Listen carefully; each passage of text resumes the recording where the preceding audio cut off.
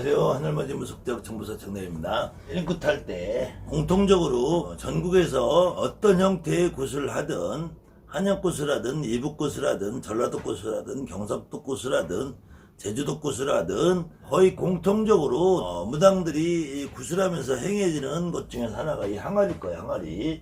다른 말로 이제 단지라고 그래요. 단지. 이 단지를 지역에 따라서 부르는 이름도 달라요. 이 서울 경기 지방에서 한약구들 하시는 분은 불사단지라고 할 것이고요. 그 다음에 경상도에서는 주로 시주단지라고 할 것이고요. 그 다음에는 경상도에서도 다른 말로 세존단지, 그 다음에 이북굿 하시는 분들은 단지를 제석단지라고 부르는지는 잘 모르겠어요. 근데 이북굿에서는 불사라는 이름은 지금 어떻게 된지 모르겠는데 제가 알고 있는 한은 이북굿은 굿거리 문서에 불사라는 것이 없이 제석이라는 게 있다고 했죠. 제석님.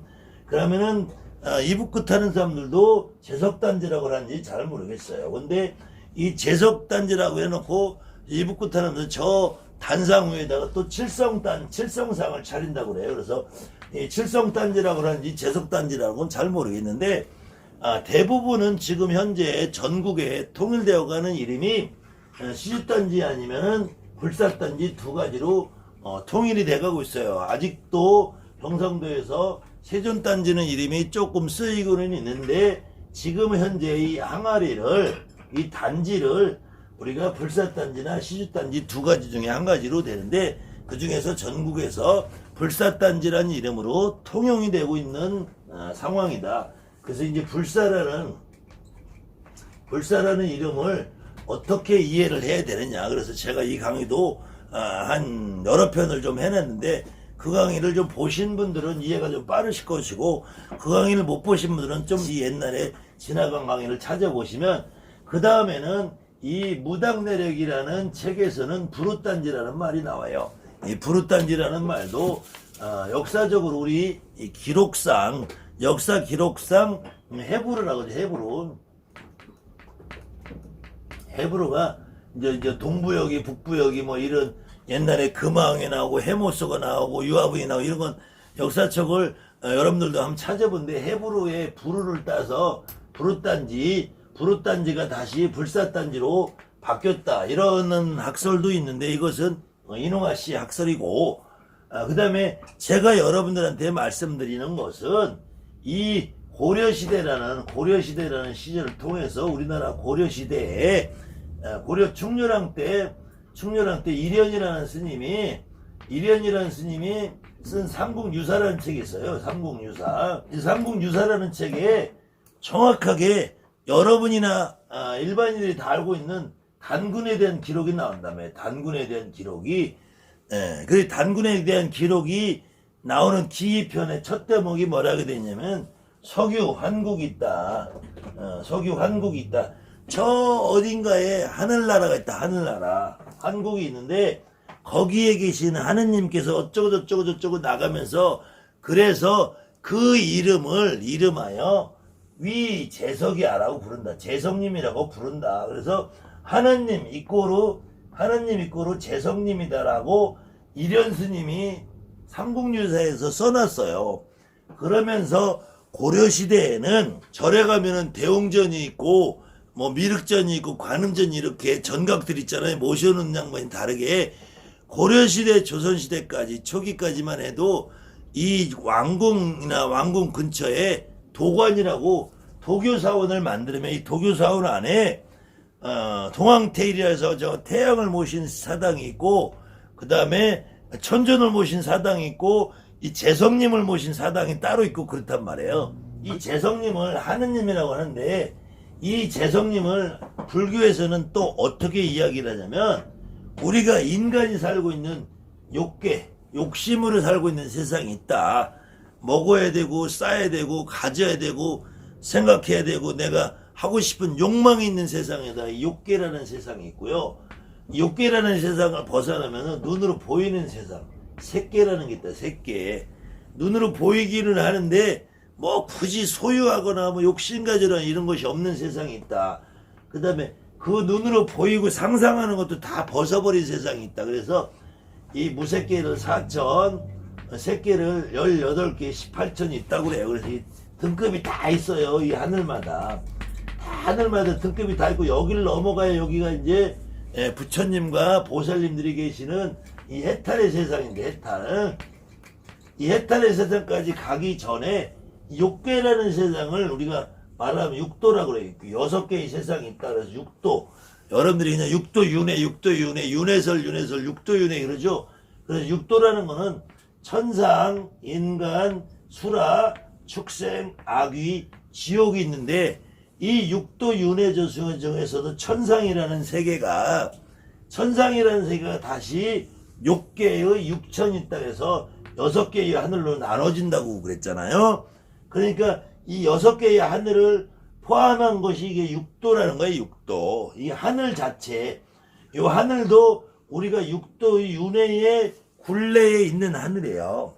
이 하늘은 거기가 극락이나 거기가 그 해탈의 세계가 아니라, 여기서도 한참 더 올라가야지 해탈의 세계고 부처님 계신 여기가 있다는 말이에요.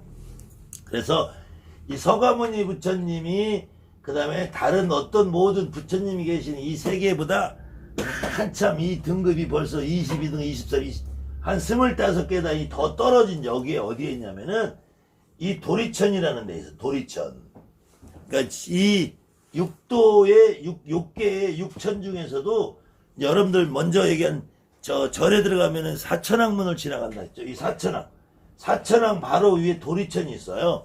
도리천을 지나가야지 야마천이 있는데, 이 야마천이 나중에 10대왕의 문화랑 섞여가지고 이 야마천이 염라대왕이 된다 그랬죠. 염라대왕. 이 염라대왕인 야마천보다 더 낮은 도리천이라는 데 있어요. 도리천. 이 도리천에 계신 분이 재성님이다 그래요. 그러니까 여러분이나 우리가 단군 신화에서 믿던 우리의 할아버지, 단군의 할아버지, 우리의 할아버지인 환인 할아버지를 재성님이라는 이름으로 이래서 도리천의 천왕으로, 도리천의 왕으로 만들어버렸단 말이에요. 이 도리천의 왕은 염라대왕보다도 낮은 왕이에요. 불교식으로 얘기했을 때. 근데 어쨌든 이런 거를 지금 대한민국에 이 도리천의 야마천이 도솔천이고, 도솔천이 화락천이고, 화락천이 다가 이거 믿을 사람이 없잖아요. 이거 그냥 하늘이면 하늘이지. 특히 여러분 무당들은. 그때 아무튼 고려시대에 이런 생각을 가지고 있는 분들이 만들어 놓은 것이 재성님이란 이름이란 말이에요. 그래서 고려시대의 문헌을 보면은 주로 재성님이라는 표현이 나오지, 불사님이라는 표현은 사실 문헌상 기록에 근거가 없어요. 무당들이 입으로 얘기하는 거지. 다만 제가 연구해 본 결과로는 재성님이 결국은 이 석자가 석가모니 석자란 말이에요. 석가모니 석자인데, 이 석가모니 석에 이 석시 가중이라고 해요. 석시 가중. 그래서 한때 지금 이슈화되고 있는 해민 스님보다 더 욕을 많이 먹은 서경산 스님이 있단 말이에요. 서경산 스님이 이 양반이 본명이 아니라 자기가 중인데 석가모니 부처의 자손이다. 나는 석시다, 석시. 그래, 지금도 여러분들 주변에 스님들 중에서 석시라는 이름을 가진 스님들이 아직도 많이 있어요. 이게 본명이겠죠. 재석이라는 거는 석시가 중에 내가 왕으로 있다. 왕으로 있는데, 이 하느님을 석시가 중에 이 똘마니로 만들어버린 거예요. 우리 하느님을. 그래서 재석이라는데, 그래도 이런 슬픈 역사가 있지만 여기서 그 재석단지라고 그래서 재성님이 결국은 누구예요? 이 석가모니 부처님이 그 세존이잖아요. 세존. 재성님이나 세존이나 같단 말이에요. 근데 재성님이나 세존님이나 저 하늘의 높은 신이니까 우리가 목숨을 살려주고 칠성님이다.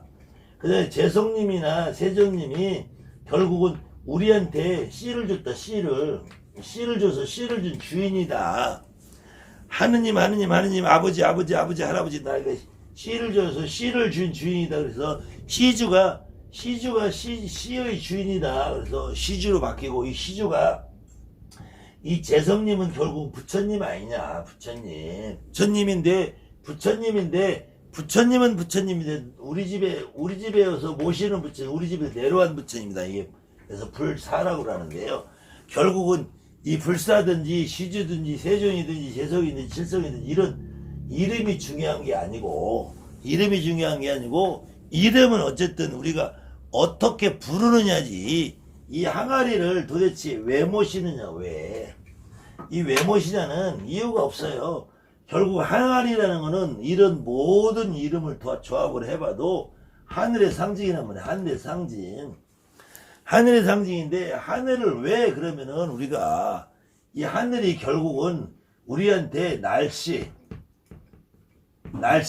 날씨라는 거는 또 더 중요한 게 뭐냐면 농사란 말이에요. 농사. 이 농사를 짓는데 하늘이 도와주지 않으면 농사가 되지 않는단 말이에요. 그런데 하늘이 아무리 도와줘도 이 농사를 짓는데 필수적으로 요소가 땅이 있어야 돼. 땅이 있어야 되고, 두 번째로는 사람 인력이 있어야 돼. 인력. 그 다음에 세 번째로는 이게 아무리 있어도 제일 중요한 거 한 가지, 씨앗이 있었던 거야. 씨앗. 이 씨앗이 결국은 이게 벽시라는 거예요. 그래서 항아리에 여기에 옛날에는 벽시를 보관했다.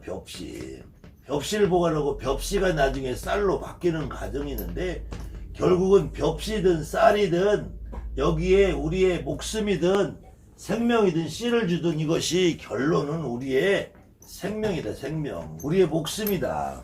물동이 타는 거는, 물은 우리 생명의 가장 근본적으로 원초적인 힘을 제공하기 때문에 옛날에 어른들이 물을 떠놓고 빌었고요.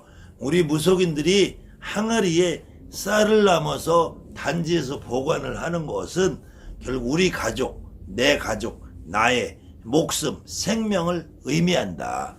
그래서 이 항아리라는 것은 이렇게 불사단지라는 이름이 중요하냐, 시주단지가 맞느냐, 세존단지라고 하는 것이 더 적합하냐, 재석단지라고 부르는 것이 옳다, 칠성단지라고 불러야 된다, 이렇게 이름의 메인은 그런 것보다는 의미가 어떤 의미냐, 어떤 의미로 내가 항아리를 모시고 저 항아리만 끌어안으면 우리 할머니가 느껴지고, 항아리만 바라보면 우리 할머니가 저절로 말씀을 해주시고, 이런 상황이 됐을 때 항아리의 가장 근본적인 의미는 무엇이냐.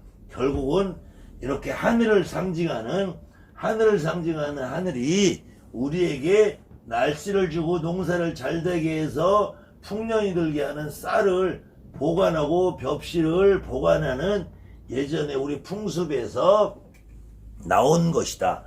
결국은 쌀에다가 항아리에다 쌀을 넣어놓고 벽시를 넣어놓던 이 항아리는 우리의 생명을 의미한다. 우리의 여러분과 여러분의 가족, 나와 내 가족, 여러분의 제갓집, 우리한테 찾아오는 손님들 가족의 생명과 행복과 재산을 보호해주고 늘려주고 불려주고 행복을 보장해주기 위한 하나의 가장 근본적인 원초적인 모습이다.